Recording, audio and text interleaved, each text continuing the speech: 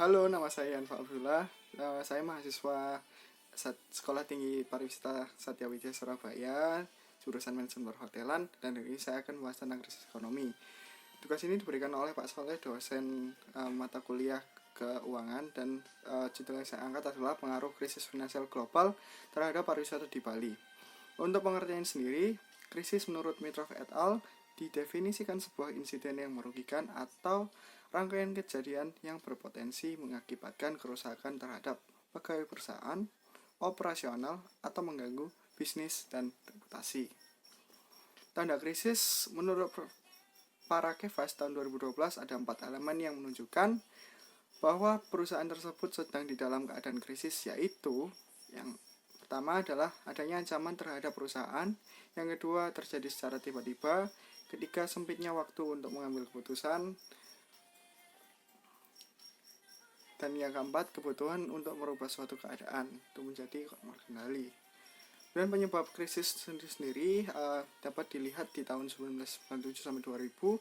Yang pertama, penyebab krisis Asia dapat dibedakan menjadi dua kelompok. Kelompok yang pertama mengatakan bahwa krisis disebabkan oleh faktor eksternal, yaitu perubahan sentimen pasar uang secara cepat yang menimbulkan kepanikan finansial. Selanjutnya, kepanikan finansial ini melalui proses penularan menjadi krisis. Yang kedua, kelompok yang mengatakan bahwa krisis timbul terjadi karena adanya kelemahan struktur di dalam perekonomian nasional, dalam sistem keuangan atau perbankan, dan praktik kapitalisme kronis atau ersatz. Profesor Stephen Haggard menulis bukunya di Jiwan Dono 2001 yang berjudul 10 menamakan kelompok pertama sebagai internasionalis, yang kedua fundamentalis, dan diidentifikasikan juga kelompok ketiga new fundamentalis, yaitu yang melihat pengaturan dan masalah struktur pada sektor finansial sebagai penyebab krisis. Tahapan krisis itu sendiri menurut Mitrov dikategorikan menjadi 5 tingkatan yang nantinya akan dapat dikaitkan dengan kejadian-kejadian yang akan terjadi dan disesuaikan berdasarkan jenis daripada krisisnya. Tingkatan-tingkatan ini akan membuat perencanaan dapat memonitor risiko-risiko perkembangan sasaran stakeholders dan mengambil keputusan yang strategis sesuai dengan tingkatannya. Berikut adalah gambarannya. Yang pertama adalah A. Signal detection. Long before its actual occurrence, a crisis sends off a repeated and persistent trail of early warning signals. Menurut para Kefas 2013, signal detection is a first line of defense in crisis management. Faktor ini adalah langkah pertahanan awal dalam menangani krisis yang terjadi, memperhatikan dan peduli dengan lingkungan sekitar, sehingga dapat mengetahui krisis apa yang akan muncul di dalam perusahaan. Menurut para Kefas, untuk mencari signal daripada krisis dibagi menjadi 3 faktor, yaitu faktor yang pertama, faktor internal, struktur perusahaannya, budaya, dan variabel sumber daya. Kemudian yang eksternal, ekonomi, teknologi, sosial budaya, variabel kebijakan pemerintah, dan lain-lain. Untuk tugas-tugasnya industri force variable atau departemen yang terdapat di dalam perusahaan itu sendiri. Kemudian yang kedua ada problem and prevention. Menurut Mitrov 2005, working to reduce the potential of harm. Indikator yang mengatur tindakan pencegahan dan penyelidikan adalah kesiapan, kesadaran, dan pencegahan sebelum krisis semakin membesar dan sulit untuk diperbaiki. Yang ketiga ada damage containment, attempting to prevent the spread of a crisis once it has occurred. Tindakan yang mencegah agar tidak menyebarnya suatu krisis menjadi lebih buruk. Jika krisis terjadi di dalam sebuah perusahaan, hal yang perlu dilakukan oleh pihak perusahaan adalah mengkomunikasikan terhadap pihak-pihak yang bersangkutan supaya krisis ini tidak menjadi rumor ataupun gosip yang dilebih-lebihkan. Yang keempat, recovery, return to normal operation ASAP atau as soon as possible, fase pemulihan di mana setelah kejadian krisis berakhir, sebisa mungkin perusahaan harus dapat kembali ke kegiatan operasional seperti biasa. Hal yang perlu diperhatikan adalah strategi hotel dalam melakukan penanganannya. Yang kelima, learning, review, and critic crisis manager efforts for improvement. Pasca kritis, hal yang sangat penting dilakukan oleh perusahaan adalah mencatat dan memasukkan data ke dalam dokumen tentang krisis apa yang sudah dialami dan melakukan evaluasi yang nantinya akan dijadikan sebagai penunjang pembuatan perencanaan krisis atau yang disebut dengan manajemen krisis. Untuk penanganannya sendiri, menurut Sudir 2012, ada 10 tahap yang harus dilakukan oleh perusahaan dalam penanganan krisis.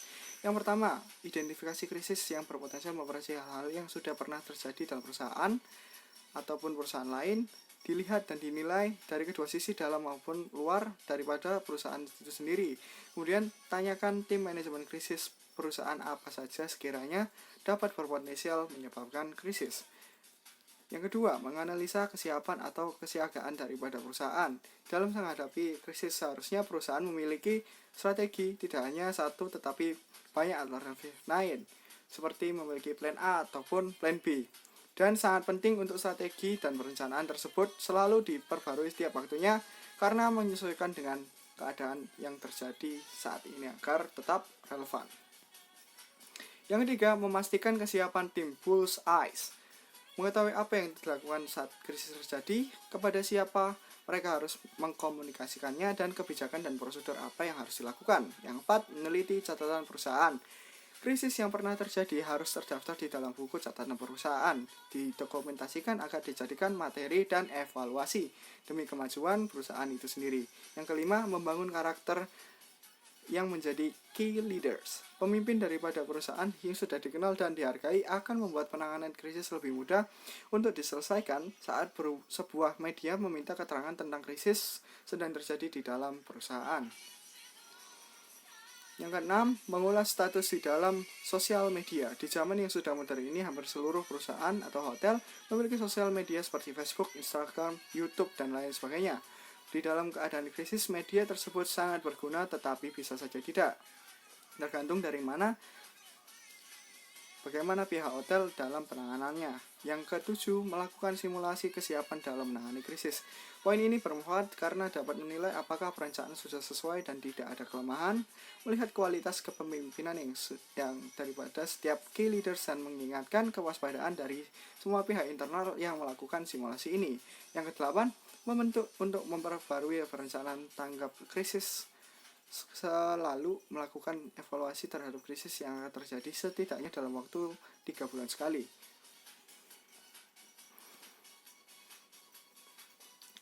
Menurut Gonzales, Hero, dan Pratt dalam Prayudi 1998 halaman 37, pencegahan krisis perencanaan merupakan landasan dari manajemen krisis. Ketika isu dipandang telah melewati batas-batas manajemen isu, ketika krisis dianggap mengancam atau isu berubah dengan cepat, perusahaan harus menggunakan kumpulan informasi dan sistem peringatannya untuk memonitor krisis dengan hati-hati. Ada beberapa yang dilakukan dalam tahap ini, antara lain: A. Menyusun kebijakan proaktif mengenai isu tersebut. B. Menganalisa hubungan perusahaan dengan stakeholders. C. Mempersiapkan rencana kontingensi. D. Merancang tim manajemen krisis yang potensial. E. Menunjuk dan melatih wakil organisasi atau juru bicara. F. Menentukan pesan, sasaran, dan media akan digunakan dalam menerapkan rencana komunikasi krisis. Jadi untuk materi kali ini cuma sekian saja yang bisa saya bahas. Mungkin kalau misalnya ada pertanyaan silakan ditaruh di kolom komentar. Terima kasih dan sampai jumpa lagi.